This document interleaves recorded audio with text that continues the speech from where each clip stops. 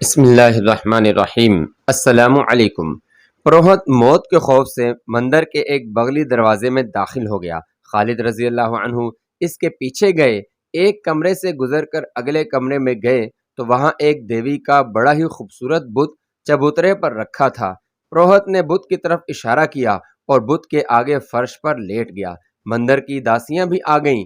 خالد رضی اللہ عنہ نے تلوار سے اس کی حسین دیوی کا بت توڑ ڈالا اور اپنے سواروں سے کہا کہ بت کے ٹکڑے باہر بکھیر دیں۔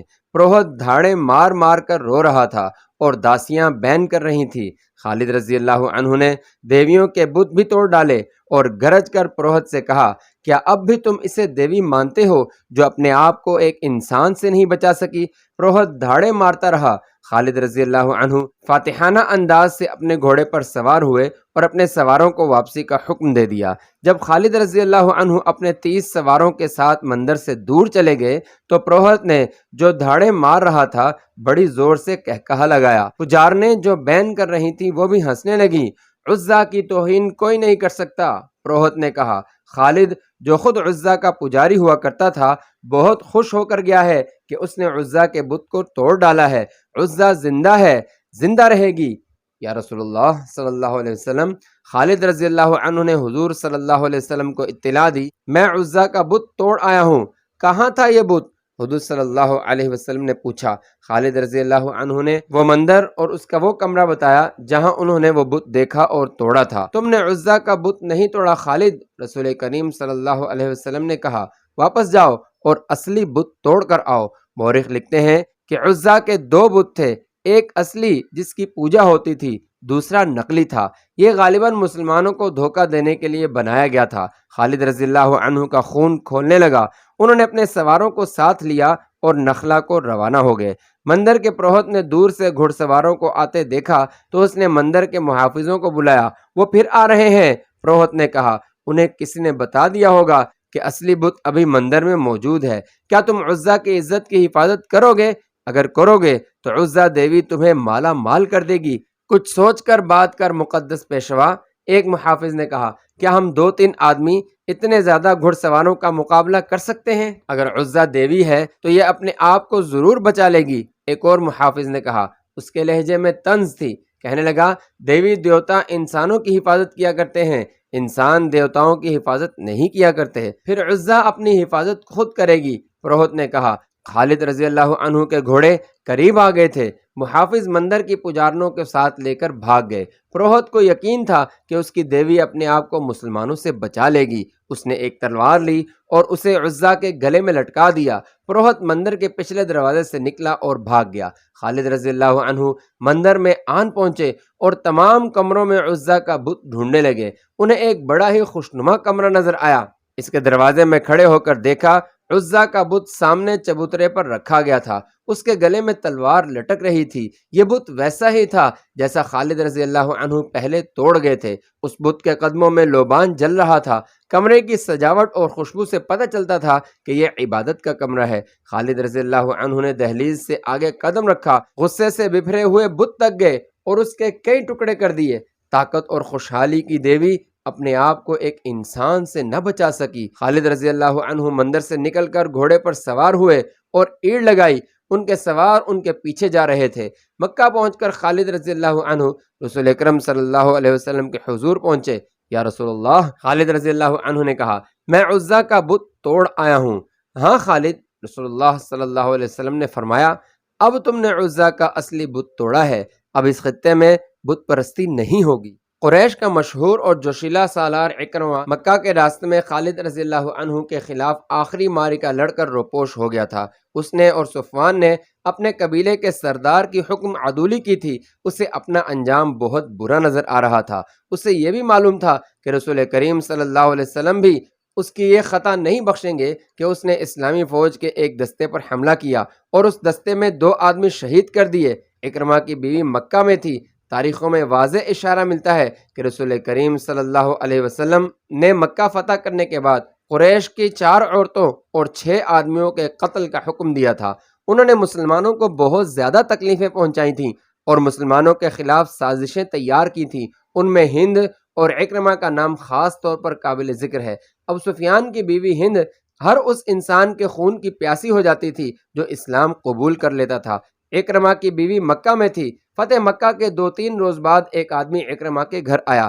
میں تمہارے لیے اجنبی ہوں بہن، اس شخص نے اکرمہ کی بیوی سے کہا۔ اکرمہ میرا دوست ہے، میں قبیلہ بنو بکر کا آدمی ہوں۔ تمہیں معلوم ہوگا کہ اکرمہ اور صفوان نے مسلمانوں کا رستہ روکنے کی کوشش کی تھی، لیکن اس کے ساتھ بہت تھوڑے آدمی تھے۔ اس کا مقابلہ خالد سے تھا جو تجربہ کار جنگجو ہے، اور اس کے ساتھ آدمی بھی زیادہ تھے۔ میں جانتی ہوں، اکرمہ کی بیوی نے کہا، میں پہلے سن چکی ہوں میرے اجنبی بھائی، مجھے بتاؤ وہ کہاں ہے؟ وہ زندہ تو ہے؟ وہ مجھے بتا گیا تھا کہ یمن جا رہا ہوں۔ اجنبی نے کہا، وہ کہہ گیا ہے کہ تجھے وہاں بلا لے گا۔ مجھے یہ بھی معلوم ہے کہ وہ کس کے پاس گیا ہے، تجھے یہی بتانے آیا تھا۔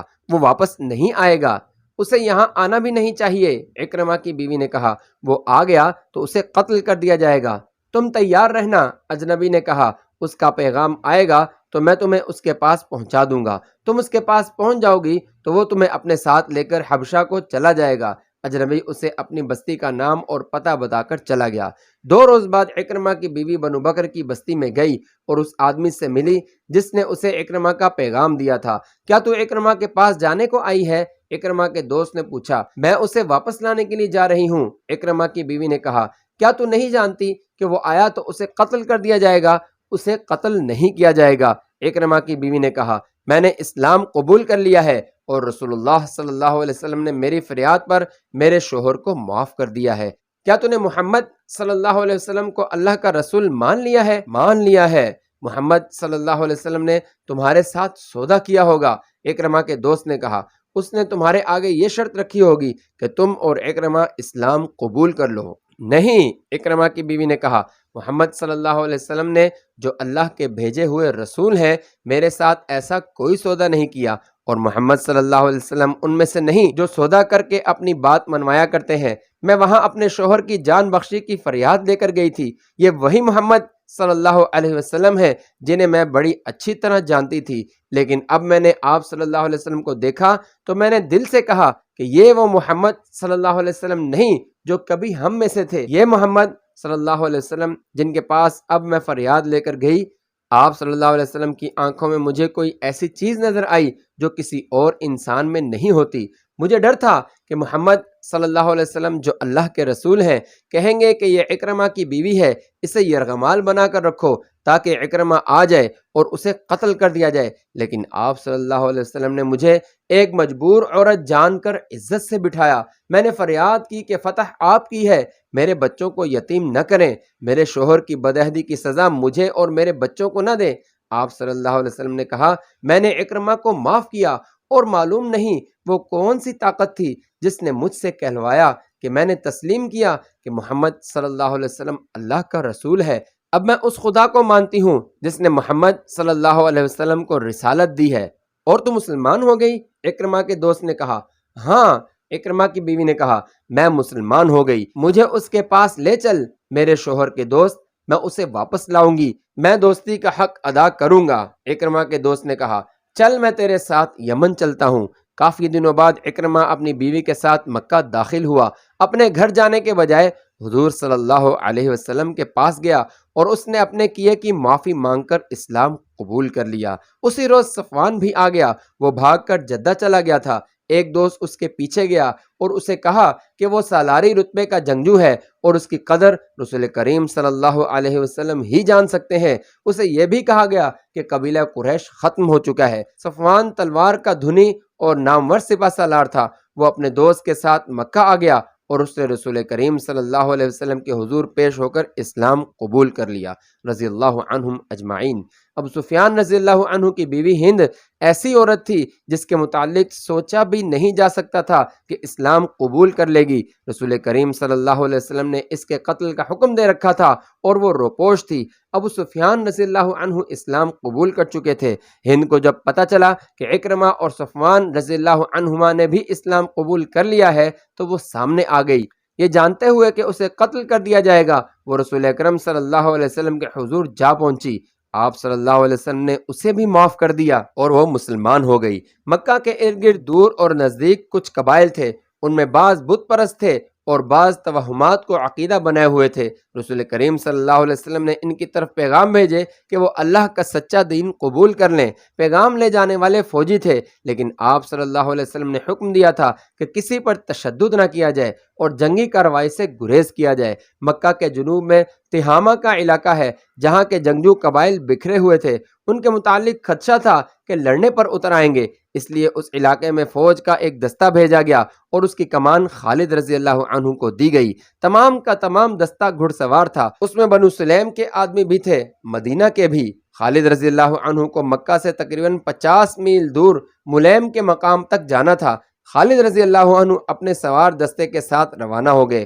ان کی منزل 50 میل دور تھی۔ بمشکل 15 میل دور گئے ہوں گے کہ ایک مشہور جنگجو قبیلے بنو جذیمہ کے آدمیوں نے خالد رضی اللہ عنہ کے دستے کا راستہ روک لیا۔ خالد رضی اللہ عنہ نے اپنے دستے کو لڑائی کی ترتیب میں کر لیا۔ بنو جذیمہ باقاعدہ لڑائی کے لیے نکل آئے۔ ہم لڑنے نہیں آئے، خالد رضی اللہ عنہ نے اعلان کیا، ہم دعوت دینے آئے ہیں کہ اسلام قبول کر لو۔ ہم اسلام قبول کر چکے۔ بنو جذیمہ کی طرف سے جواب آیا، ہم نمازیں پڑھتے ہیں، ہم دھوکہ کھانے نہیں آئے۔ خالد رضی اللہ عنہ نے بلند آواز سے کہا، اگر تم مسلمان ہو چکے ہو تو تلواریں اور برچھیاں پھینک دو۔ خبردار بنو جذیمہ! بنو جذیمہ کی طرف سے کسی نے للکار کر کہا، اسے میں جانتا ہوں، یہ مکہ کے ولید کا بیٹا خالد ہے، اس پر اعتبار نہ کرنا، ہتھیار ڈال دو گے تو یہ ہم سب کو قتل کرا دے گا، ہتھیار نہ ڈالنا۔ خدا کی قسم، مجھے رسول اللہ صلی اللہ علیہ وسلم کا حکم نہ ملا ہوتا کہ جنگ نہ کرنا تو میں دیکھتا کہ تم ہتھیار ڈالتے ہو یا نہیں۔ خالد رضی اللہ عنہ نے کہا، ہم دوست بن کر آئے ہیں، ہم تم پر اللہ کا دین زبردستی ٹھونسنے نہیں آئے، ہمیں دوست سمجھو اور ہمارے ساتھ آ جاؤ۔ اہل قریش کی کیا خبر ہے؟ بنو جذیمہ کی طرف سے آواز آئی، مکہ چل کر دیکھو۔ خالد رضی اللہ عنہ نے کہا، ابو سفیان، اکرمہ اور صفوان رضی اللہ عنہم اسلام قبول کر چکے ہیں۔ بنو جذیمہ نے ہتھیار ڈال دیے۔ خالد رضی اللہ عنہ گھوڑے سے اتر کر آگے بڑھے اور بنو جذیمہ کے سردار سے گلے ملے۔ پورے قبیلے نے اسلام قبول کر لیا۔ مسلمانوں کو مکہ ایک مرکز کی حیثیت سے مل گیا۔ یہ سورج کی مانند تھا جس کی کرنیں دور دور تک پھیلنے لگیں، لیکن اسلام کی دشمن قوتیں یکجا ہو رہی تھیں۔ طائف ایک مقام ہے جو مکہ معظمہ سے چند میل دور ہے۔ جنوری 630 عیسوی شوال 8 ہجری کی ایک رات وہاں جشن کا سما تھا۔ مہمان مکہ کے شمال مشرقی علاقے کے مشہور جنگجو قبیلہ حوازن کے سرکردہ افراد تھے۔ ان کے میزبان طائف اور گرد و نواح کے پھیلے ہوئے قبیلے ثقیف کے سردار تھے، جنہوں نے اپنے مہمانوں پر اپنی عمارت اور فیاضی اور کشادہ ظرفی کا رعب جمانے کے لیے اتنی شاہانہ ضیافت اور اتنے شاندار جشن کا اہتمام کیا تھا۔ اچانک میزبان قبیلے کا سردار مالک بن عوف اٹھ کھڑا ہوا اور اس نے تالی بجائی۔ ساز خاموش ہو گئے، ناچنے والیاں بت بن گئیں اور ان کی نظریں مالک بن عوف پر جم گئیں۔ مہمانوں پر سناٹا طاری ہو گیا۔ ہر کوئی مالک بن عوف کی طرف دیکھ رہا تھا۔ مالک بن عوف کی عمر 30 سال تھی۔ وہ صرف تیغ زنی، تیر اندازی اور گھڑ سواری میں ہی مہارت نہیں رکھتا تھا بلکہ فن حرب و ضرب کا بھی ماہر تھا۔ انہی اوصاف کی بدولت وہ قبیلے کا سالار تھا۔ جنگ کے معاملے میں وہ انتہا پسند تھا۔ یوں لگتا تھا جیسے ٹھنڈے دل سے سوچنا اسے آتا ہی نہیں۔ اس کی جنگی چالیں اس کے دشمن کے لیے بڑی خطرناک ہوتی تھیں۔ قبیلہ قریش میں جو حیثیت کبھی خالد بن ولید رضی اللہ عنہ کو حاصل تھی، ویسا ہی دبدبہ مالک بن عوف کا اپنے قبیلے پر تھا۔ ہم نے بہت کھا لیا، مالک بن عوف نے رقص رکوا کر میزبانوں اور مہمانوں سے خطاب کیا۔ ہم شراب کے مٹکے خالی کر چکے۔ کیا ہمارے مہمانوں نے یہ نہیں سوچا کہ اس ضیافت اور جشن کی تقریب کیا ہے؟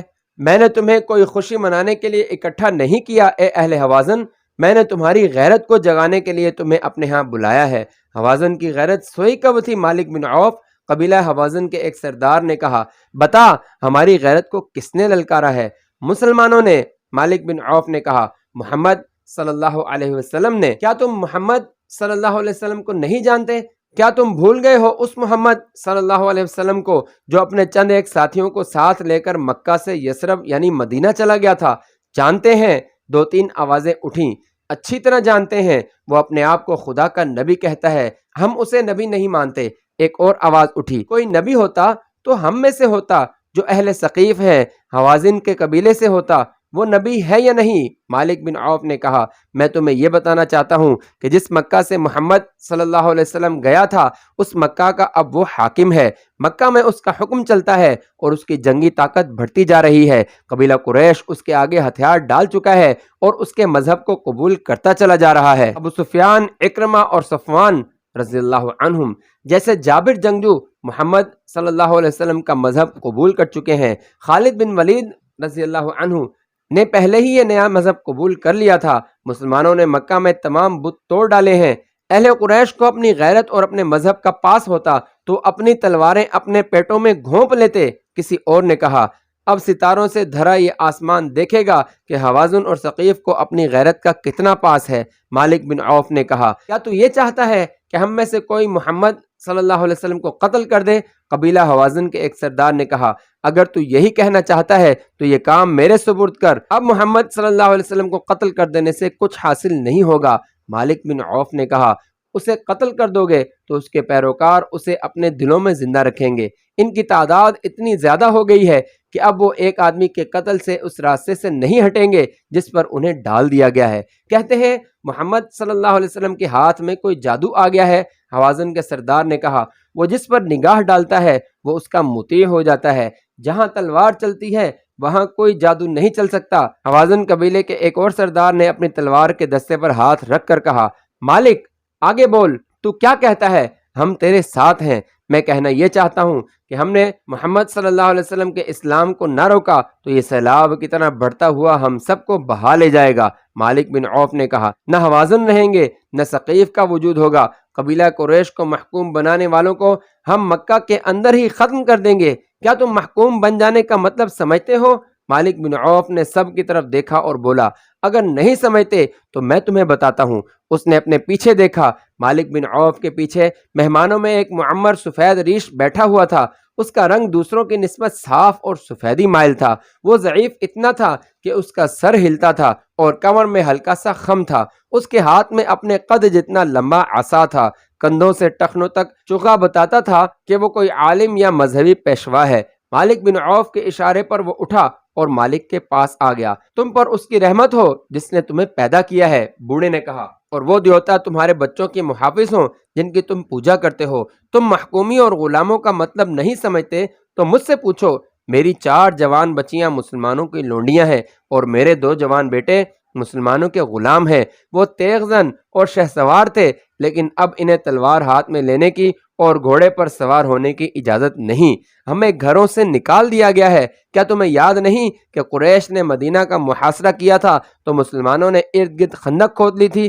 قریش اس خندق کو پھلانگ نہیں سکے تھے، پھر اس قدر تند و تیز طوفان آیا کہ قریش جو پہلے ہی بددل ہو چکے تھے بکھر گئے اور مکہ کو واپس چلے گئے۔ جب مسلمانوں کے سر سے خطرہ ٹل گیا تو انہوں نے ان یہودیوں پر حملہ بول دیا جو ان کے ساتھ مدینہ میں امن سے رہتے تھے۔ ان یہودیوں کو انہوں نے قتل کر دیا اور ان کی عورتوں اور ان کے بچوں کو آپس میں بانٹ کر انہیں لونڈیاں اور غلام بنا لیا۔ اے بزرگ، قبیلہ ثقیف کے ایک سرکردہ آدمی نے بلند آواز سے کہا اگر تو یہودی ہے تو کیا ہم نے غلط سنا تھا کہ تیرے قبیلے نے مسلمانوں کو دھوکہ دیا تھا؟